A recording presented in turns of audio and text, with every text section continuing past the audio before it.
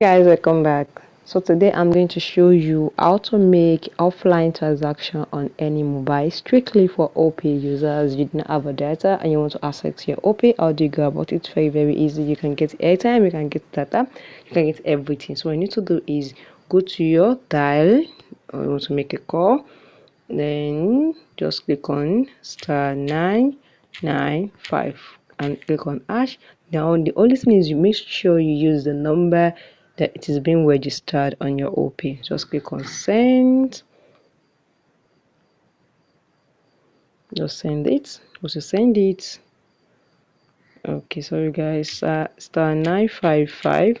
Okay guys, *95. I'm going to drop it on the description link, so just send it. Now you can see OPay. You can do the transfer, you can do ATM data, you can do anything you want to do on your OPay. So if you want to have a transfer, just click on it. If it is ATM, click on 2 and click on send. After that, just choose the one that you want. Is it ATM? Is it data? I'm going to use ATM. Click on send. Now here the next thing is, now what are you going to use?